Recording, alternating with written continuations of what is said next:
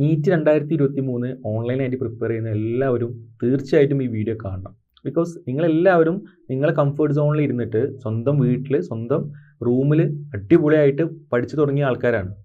Okay, so നിങ്ങൾ വരുത്തി വെക്കാൻ ചാൻസ് ഉള്ള, നിങ്ങൾ കയ്യിൽ വരാൻ ചാൻസ് ഉള്ള മിസ്റ്റേക്സ് ഒക്കെ എന്ത് ചെയ്യുക, നമുക്ക് ഇപ്പോൾ തന്നെ ക്ലിയർ ചെയ്ത് പോയാലേ ടുവേർഡ്സ് എൻഡിലേക്ക് നിങ്ങൾ വിചാരിച്ച അതേ സ്കോറിലേക്ക് എത്താൻ പറ്റുള്ളൂ. സോ അത് നിങ്ങൾ എന്തറിയണം, ഓൺലൈൻ സ്റ്റുഡൻസ് മെയിൻലി വരുത്തി വെക്കുന്ന മിസ്റ്റേക്സും ആ ഒരു മിസ്മാച്ചും കാര്യങ്ങൾ എന്തൊക്കെയാണെന്നുള്ളത്.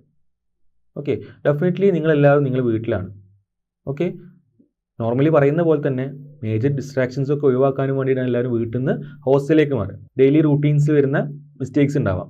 ഓക്കെ, നിങ്ങൾക്ക് എല്ലാവർക്കും അറിയുന്നുണ്ടാവും, ഓരോ ഇവൻറ്റ്സ് ആയിക്കോട്ടെ, പിന്നെ കമ്മിറ്റ്മെൻറ്റ്സ് ആയിക്കോട്ടെ, അങ്ങനെ കുറേ കാര്യങ്ങളുണ്ട്. ഇതിനൊക്കെ മാറി നിന്നിട്ട് നിങ്ങൾ എന്ത് ചെയ്യണം, നിങ്ങൾക്ക് നിങ്ങളുടേതായ ഒരു സ്പേസ് വേണം.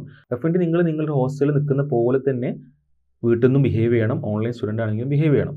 രാവിലെ എണീക്കുക, നിങ്ങൾ പഠിക്കുന്ന ടൈം എങ്ങനെയാണ് ഒരു ഹോസ്റ്റൽ സ്റ്റുഡൻറ്റ്, അതായത് 12 to 14 hours പഠിക്കണം. നിങ്ങൾ വീട്ടിലാണെന്നുള്ള ആ ഒരു അഡ്വാൻറ്റേജസ് നിങ്ങൾ എന്ത് ചെയ്യണം, ഇതിൽ എടുക്കണം, നിങ്ങൾ ആ പ്രിപ്പറേഷനിൽ എടുക്കണം. ടൈം നിങ്ങൾക്ക് കുറേ ലാഭിക്കാൻ പറ്റും.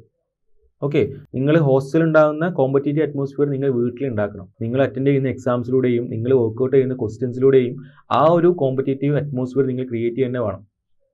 സോ നമ്മൾ സംഭവിക്കാൻ ചാൻസ് ഉള്ള മിസ്റ്റേക്സ് ഒന്ന് ലിസ്റ്റ് ഔട്ട് ചെയ്യുന്ന സമയത്ത് ആദ്യം പറയുന്നത് നിങ്ങൾ ഈ ഒരു comfort zone. Okay, comfort zone എന്ന് പറയുമ്പോൾ ഇപ്പോൾ നമ്മൾ പറയുന്ന പോലെ തന്നെ ഇപ്പോൾ നോർമലി ഒരു ഹോസ്റ്റൽ സമയത്ത് സ്റ്റുഡൻസ് എക്സാം എഴുതാൻ പോകുന്ന സമയത്ത് അവരുടെ ആ ഒരു മെൻറ്റാലിറ്റി, അവരുടെ ആ ഒരു പേടി, ഈ കാര്യങ്ങളൊന്നും വീട്ടിലുണ്ടാവണമെന്നില്ല. ഓക്കെ, ഡെഫിനറ്റ്ലി ഓൺലൈനിലാണ് സ്റ്റുഡൻസ് ടാബിലോ അല്ലെങ്കിൽ മൊബൈലിലോ എന്ത് ചെയ്യുക, എക്സാം അറ്റൻഡ് ചെയ്യുക. OMR അറ്റൻഡ് ചെയ്യണമെന്നില്ല. സോ ആ OMR എന്ത് ചെയ്യണം, നിങ്ങൾ എല്ലാ എക്സാമും OMRൽ നിങ്ങൾ അറ്റൻഡ് ചെയ്ത് നിങ്ങൾ സ്വന്തമായിട്ട് ഇവാലുവേറ്റ് ചെയ്തിട്ട് വേണം ആ ടൈം എന്ത് ചെയ്യുക, മാനേജ് ചെയ്യുക. ഓക്കെ, പിന്നെ വരാൻ പോകുന്നത് നേരത്തെ പറഞ്ഞ പോലെ ഡിസ്ട്രാക്ഷൻസും കമ്മിറ്റ്മെൻറ്റ്സും കാര്യങ്ങളൊക്കെയാണ്. അതിലൊക്കെ മെക്കാനിക്കലി മാത്രം ഒഴിച്ചുകൂടാൻ പറ്റാത്ത കാര്യങ്ങളിൽ ഇൻവോൾവ് ചെയ്യുക, മാറി നിൽക്കുക, നിങ്ങളെ കാര്യം നോക്കുക. ഓക്കെ, പിന്നെ വരാൻ പോകുന്നത് ലാക്ക് ഓഫ് പ്രോപ്പർ ഇൻസ്ട്രക്ഷൻസ് ആണ്. അതായത് ടൈംലി കിട്ടുന്ന ഇൻസ്ട്രക്ഷൻസ് ഉണ്ട്. ഓക്കെ, ഇപ്പോൾ ഡോപ്പയിലാണെന്നുണ്ടെങ്കിൽ നമ്മൾ ഓൺലൈൻ കോഴ്സിൽ മെൻറ്റേഴ്സ് ഉണ്ട് എല്ലാവർക്കും. മെൻറ്റേഴ്സ് എന്ന് പറഞ്ഞാൽ കാലിക്കറ്റ് മെഡിക്കൽ കോളേജിലും ഇന്ത്യയിൽ തന്നെ ഏറ്റവും നല്ല മെഡിക്കൽ കോളേജ് പഠിക്കുന്ന, MBBS പഠിക്കുന്ന, നീറ്റ് ക്രാക്ക് ചെയ്ത് വന്ന സ്റ്റുഡൻസ് ആണ്. അപ്പോൾ അവർ കറക്റ്റ്ലി നിങ്ങൾക്ക് ഡെയിലി ഇൻസ്ട്രക്ഷൻസും ഡെയിലി എന്ത് ചെയ്യണം, നിങ്ങൾ ഇൻഡിവിജ്വലി മാർക്ക് കുറയുന്ന സമയത്ത് നിങ്ങൾ എന്തൊക്കെയാണ് ചെയ്യേണ്ടത്, ഏത് ടൈപ്പ് ഓഫ് ക്വസ്റ്റ്യൻസാണ് നിങ്ങൾ കൂടുതൽ ചെയ്യേണ്ടത്, നിങ്ങൾ വർക്കൗട്ട് ചെയ്യുന്ന സമയങ്ങൾ നിങ്ങൾ അവർക്ക് അയച്ചു കൊടുത്തിട്ട് ആ സമയം മതിയോ അല്ല കുറച്ചും കൂടി കൂട്ടണം എന്ന് പറയുന്ന ആ ഒരു ബോണ്ട് അല്ലെങ്കിൽ ആ ഒരു റാപ്പോ ഉണ്ടാക്കണം എന്നുണ്ടെങ്കിൽ ഡെഫിനറ്റ്ലി നിങ്ങൾ എന്ത് ചെയ്യണം, നല്ലൊരു ഗൈഡൻസിൽ നിൽക്കണം. നമ്മൾ പറയുന്ന പോലെ നിങ്ങൾക്കുള്ള കോച്ച് അല്ലേ, നിങ്ങളെ കോച്ച് ഡെഫിനറ്റ്ലി എക്സ്പേർട്സ് ആവണം അല്ലേ. ഒരു ഫുട്ബോൾ ടീമിൻ്റെ കോച്ച്, നമ്മളെപ്പോഴും കോച്ചിനെ പറ്റി പറയുമ്പം ഫുട്ബോൾ ടീമാണ് എപ്പോഴും നമ്മൾ മൈൻഡിൽ വരിക. കാരണം ഏറ്റവും കൂടുതൽ സ്കിൽ ഓറിയൻറ്റഡ് ആയിട്ട് നമ്മളൊക്കെ കാണുന്നത് ഫുട്ബോളാണ്. അപ്പം ഈ കോച്ചൊക്കെ ഓൾറെഡി ബ്രസീലിലോ അർജൻറ്റീനയിലോ ഇംഗ്ലണ്ടിലൊക്കെ കളിച്ച് ഏറ്റവും എക്സ്പീരിയൻസ് ആയ ആൾക്കാരാണ് കോച്ചാക്കുക. സോ ആ നിങ്ങളുടെ ഗെയിമിലുള്ള, നിങ്ങളുടെ കോമ്പറ്റീഷനിലുള്ള കോച്ച് എക്സ്പേർട്ട് ആവാൻ എപ്പോഴും നിങ്ങൾ ശ്രദ്ധിക്കണം.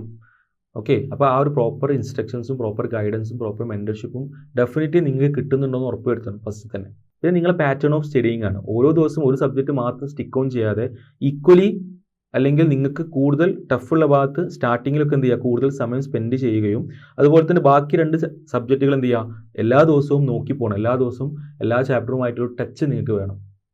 ഓക്കെ, റിവിഷൻസ് ടുവേർഡ്സ് എൻഡിലേക്ക് വെക്കാതെ സിമ്പിൾ റിവിഷൻസും, അതായത് എല്ലാ കഴിഞ്ഞു പോയ ചാപ്റ്റേഴ്സിനൊക്കെ ഒരു കണക്ഷൻ കീപ്പ് ചെയ്യാനൊക്കെ നിങ്ങൾ എന്ത് ചെയ്യണം, ശ്രദ്ധിക്കണം. പിന്നെ വരാൻ പോകുന്ന ഏറ്റവും ഇമ്പോർട്ടൻ്റ് ആയ കാര്യം എക്സാംസ് ആണ്. ചിലപ്പോൾ നമുക്കൊരു മൂഡ് ഉണ്ടാവില്ല. ഓക്കെ, വീട്ടിൽ എന്തെങ്കിലും പ്രോഗ്രാം ഉണ്ടാവും, ഒരു സുഖമില്ലെന്ന്, എക്സാം അറ്റൻഡ് ചെയ്യുന്നില്ല. അപ്പോൾ അതേ ഒരു ഫീൽ എവിടെ ഉണ്ടാവും, റെസിഡൻഷ്യലിൽ നിന്ന് എല്ലാ സ്റ്റുഡൻസിനും, റിപ്പീറ്റ് ചെയ്യുന്ന എല്ലാ സ്റ്റുഡൻസിനും ആ ഒരു മോട്ടോ അല്ലെങ്കിൽ ആ ഒരു ഫീൽ ഉണ്ടാവും. അവരൊക്കെ എന്താ, ഒരു under the pressure of wardens അല്ലെങ്കിൽ അക്കാഡമിക് കോർഡിനേറ്റർ, സ്നേഹമുള്ള അക്കാഡമിക് കോർഡിനേറ്റർ പ്രഷറിൻ്റെ ഭാഗമായിട്ട് എന്ത് ചെയ്യും, എക്സാം അറ്റൻഡ് ചെയ്യും. അപ്പോൾ അറ്റൻഡ് ചെയ്യുമ്പോൾ നമുക്ക് മനസ്സിലാവും, ഈ ക്വസ്റ്റ്യൻ എനിക്ക് അറിയുന്നതാണല്ലോ, ഞാൻ നന്നായിട്ട് പ്രിപ്പയർ ചെയ്തിട്ടുണ്ടെങ്കിൽ എനിക്ക് ക്വസ്റ്റ്യൻ കിട്ടുന്നുണ്ടല്ലോ, ഈ ക്വസ്റ്റ്യനൊക്കെ തെറ്റി, അപ്പോൾ അതൊന്ന് നോക്കാം. അപ്പോൾ അവർക്ക് ആ എക്സാമിൻ്റെ ബെനിഫിറ്റ് കിട്ടി. പക്ഷേ നിങ്ങൾ ഓൺലൈനിലാണ് ഇരിക്കുന്നുണ്ടെങ്കിൽ നിങ്ങൾ എന്ത് മനസ്സിലാക്കണം, നിങ്ങളെ കൂടെ കോമ്പറ്റീറ്റ് ചെയ്യാൻ പോകുന്ന എല്ലാവരും ഈ ഒരു മെത്തേഡ് ഫോളോ ചെയ്യുന്ന ആൾക്കാരാണ്. അവർ മടിയുള്ള ആൾക്കാരാണെന്നെങ്കിൽ അവർ എക്സാം എന്ത് ചെയ്യും, അറ്റൻഡ് ചെയ്തിട്ടുണ്ടാവും. സോ നിങ്ങൾ അതിനനുസരിച്ച് എന്ത് ചെയ്യണം, നിങ്ങളെ പ്ലാൻ മാറ്റണം. ഓക്കെ, അപ്പോൾ ഇത്രയും കാര്യങ്ങളാണ് മിനിമലായിട്ട് നിങ്ങൾ ശ്രദ്ധിക്കാനുള്ളത്. നിങ്ങൾ മെയിൻലി ഇത്ര കാര്യം മാത്രം ആലോചിച്ചാൽ മതി. നിങ്ങൾ 18 ലക്ഷം ആൾക്കാർ എഴുതുന്ന വലിയൊരു എക്സാമിലേക്കാണ് എന്ത് ചെയ്യുന്നത്, പ്രിപ്പറേഷൻ നടത്തുന്നത്. പല ആൾക്കാർ പല തരത്തിൽ പഠിക്കുന്നുണ്ട്. പ്ലസ് ടുവിൻ്റെ കൂടെ പഠിക്കുന്ന ആൾക്കാരുണ്ട്, 5ാം ക്ലാസ് മുതൽ സ്റ്റാർട്ട് ചെയ്ത ആൾക്കാരുണ്ട്, +2ന് ശേഷം മാത്രം ഒരു പിന്നെ വെളിപാടുണ്ടായിട്ട് ഇറങ്ങി പുറപ്പെട്ട ആൾക്കാരുണ്ട്, റിപ്പീറ്റ് ചെയ്യുന്ന ആൾക്കാർ, റിപ്പീറ്റ് ചെയ്യുന്ന ആൾക്കാർ, വീട്ടിൽ നിന്ന് പഠിക്കുന്ന ആൾക്കാർ, പിന്നെ ഹോസ്റ്റലിൽ പോയി വരുന്ന പഠിക്കുന്ന ആൾക്കാർ, ഇൻസ്റ്റിറ്റ്യൂട്ടിൽ പോകുന്ന ആൾക്കാർ, പിന്നെ അവസാനത്തെ 3 മാസം ഹോസ്റ്റലിൽ പോകുന്ന ആൾക്കാർ, ക്രാഷിന് വരുന്ന ആൾക്കാർ, അങ്ങനെ പല ടൈപ്പ് ഓഫ് ആൾക്കാരുണ്ട്. നിങ്ങൾ മനസ്സിലാക്കേണ്ടത്, നിങ്ങൾ പ്രിപ്പറേഷൻ തുടങ്ങിയ സമയം മുതൽ 1 മിനിറ്റ് പോലും നിങ്ങൾ വെറുതെ കളയാൻ പാടില്ല.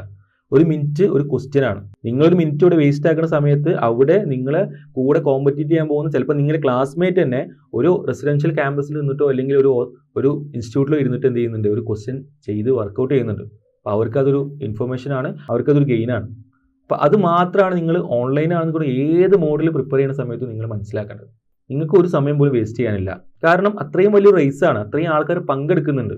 ഇതിനൊരു മെത്തേഡ് എങ്ങനെയാണ്, നിങ്ങൾ ബുദ്ധിയോ നിങ്ങളെ ഐക്യോ ഒന്നുമല്ല അവിടെ ടെസ്റ്റ് ചെയ്യുന്നത്. നിങ്ങൾ എങ്ങനെ പ്രാക്ടീസ് ചെയ്തിട്ടുണ്ട്, നിങ്ങൾ ടൈം നിങ്ങൾ എത്രത്തോളം നന്നായിട്ട് യൂട്ടിലൈസ് ചെയ്തിട്ടുണ്ട്, എത്രത്തോളം നിങ്ങൾ ഡെഡിക്കേറ്റഡ് ആണ്, എത്രത്തോളം നിങ്ങൾ പോസിറ്റീവ് ആറ്റിറ്റ്യൂഡ് അല്ലെങ്കിൽ ഡിസിപ്ലിൻ കീപ്പ് ചെയ്യുന്ന ആൾക്കാരാണ്. ഓക്കെ, ഈ പോസിറ്റീവ് ആറ്റിറ്റ്യൂഡ് എന്ന് പറയുമ്പോൾ ഭൂമി കുലുങ്ങിയാലും ഞാൻ പഠിക്കാനുള്ളത് പഠിക്കും. ഓക്കെ, എനിക്ക് ഇന്ന് തീർക്കാനുള്ളത് ഞാൻ തീർക്കണം.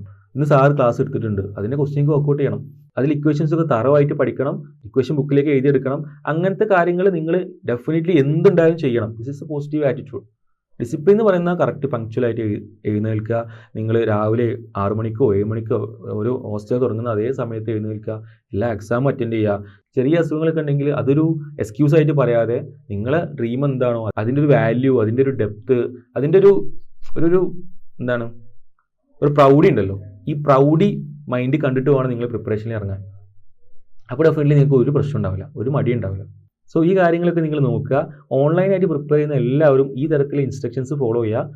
ഓൾസോ ഇത് മാത്രമല്ല, ഇതിൻ്റെ ഇടയിൽ പുട്ടിന് തേങ്ങടുന്ന പോലെ കുറേ ഇൻസ്ട്രക്ഷൻസ് ഓരോ ടൈമിൽ തരാനുണ്ട്. നിങ്ങൾ സ്റ്റാർട്ട് ചെയ്ത സമയത്ത് ഇപ്പം 10 15 ചാപ്റ്റർ തീർന്നിട്ടുണ്ടാവുള്ളൂ, അപ്പം നിങ്ങൾക്ക് തരുന്ന ഇൻസ്ട്രക്ഷൻസ് ഒന്നാണ്.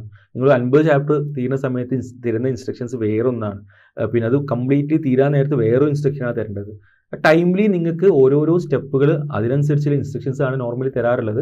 അത് നമ്മൾ എന്ത് ചെയ്യുക, നമ്മൾ ഡോപ്പയിലെ സ്റ്റുഡൻസിന് ഡെഫിനറ്റ്ലി കൊടുക്കും. അതുപോലെ ഡോപ്പയായിട്ട് ബന്ധമുള്ള ഡോപ്പയെ ഫോളോ ചെയ്യുന്ന എല്ലാവർക്കും എന്ത് ചെയ്യുക, കറക്റ്റ് ആ ടൈമിൽ നമ്മൾ എന്ത് ചെയ്യും, അതിന് ഇൻസ്ട്രക്ഷൻസ് തരും. നിങ്ങൾക്കൊരു അടിപൊളി സൂപ്പർ മെൻറ്ററും ഉണ്ടാവും. അപ്പോൾ നമ്മൾ ഡോപ്പയുടെ പിന്നെ നമ്മൾ ആ ഒരു സ്ലോഗനായ ഡോക്ടർ കോച്ചാണെന്നുള്ള അതിൻ്റെ ഒരു സിഗ്നിഫിക്കൻ്റ് വരുന്നത് ഈ പറഞ്ഞ കാര്യങ്ങൾക്കാണ്, പ്രോപ്പർ ഇൻസ്ട്രക്ഷൻസും കാര്യങ്ങളും.